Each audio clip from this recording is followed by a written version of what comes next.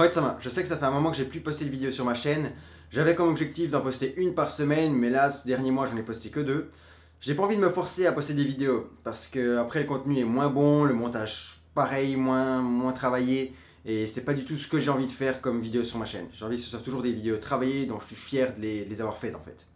Qu'est-ce que j'ai appris en ayant commencé les vidéos sur YouTube? Pour la caméra, je me suis pas dit qu'il me fallait absolument avoir une bonne caméra pour tourner, parce que j'ai déjà un réflexe, donc le 760D de Canon. Par contre, je me suis dit qu'il fallait que je tourne avec mon 50 mm f1.8.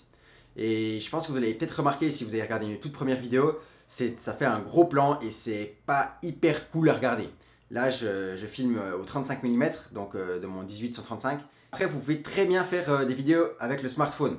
Donc la vidéo qui a le plus de vues sur ma chaîne, 560 si je ne me trompe pas. Celle du royaume du web, je l'ai tournée tout au smartphone. Je vous montre comment. Donc j'avais mon smartphone comme ça, donc à l'envers parce que la caméra arrière est souvent de meilleure qualité.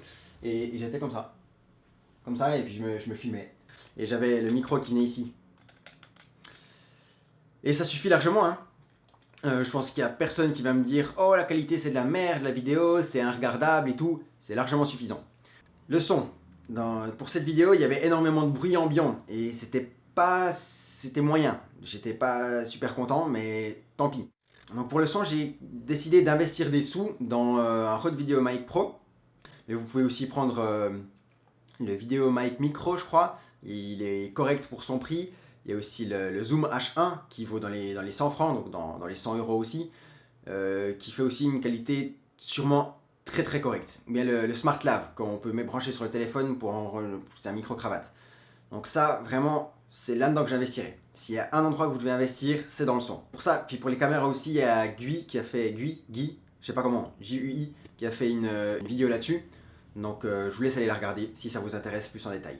Pour les lumières, j'avais pensé qu'il me fallait des lumières, donc j'en avais déjà reçu avant, parce que j'aimais faire de la photo, j'aime toujours, et je connaissais quelqu'un qui en avait qui les utilisait pas. Mais pour ça, j'ai dû racheter des lampes, parce que sur les trois, il n'y en avait qu'une qui avait encore une lampe qui marchait, ou bien deux, puis j'en ai pété une. Ouais, je crois qu'il y en avait deux, puis que j'en ai pété une. Et j'ai dû aussi bricoler un câble, pour pouvoir mettre un câble, parce que c'était à la base mis pour être sur un rail, dans une vitrine de magasin. Et du coup, là, j'ai dû mettre un câble normal. Et j'ai aussi créé un diffuseur. Et puis les lampes et le diffuseur, je les utilise très rarement dans mes vidéos.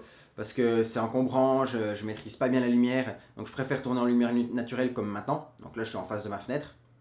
Donc dans les lampes, les lumières, investissez pas forcément énormément de sous. Parce que ça sert à rien. Filmez en lumière naturelle, apprenez à utiliser la lumière correctement. Ce sera beaucoup plus bénéfique. J'apprends encore à utiliser la lumière, clairement. Je pense qu'on n'a jamais fini d'apprendre. Surtout dans un domaine aussi vaste que la vidéo. Ce qui est extrêmement important, bon, comme j'ai dit, c'est le son. Le son, c'est plus important que l'image. Le son, c'est plus important que l'image. Personnellement, je regarde très souvent des vidéos en arrière-plan. Donc je fais quelque chose sur mon ordinateur et en parallèle, j'écoute une vidéo. Et je regarde pas forcément l'image du coup. Donc si l'image n'est pas forcément bonne, c'est pas grave. Surtout que chez moi, j'ai une connexion assez pourrie, donc souvent, j'ai pas la meilleure qualité possible. Donc vraiment, vous souciez pas de la qualité de l'image, mais plutôt de la qualité du son. Et surtout, le contenu. Là, il me semble que j'ai parlé avec assez d'énergie, mais si je parlais comme ça, et puis c'était long, et puis je parle pendant 3 ans pendant l'introduction, et ben ça va être chiant, et puis vous allez quitter la vidéo. Mais par contre, si c'est énergique, que vous allez presque droit au but, les gens ils vont rester jusqu'à la fin de la vidéo, ils seront motivés, parce que quand quelqu'un est motivé, ça motive les autres.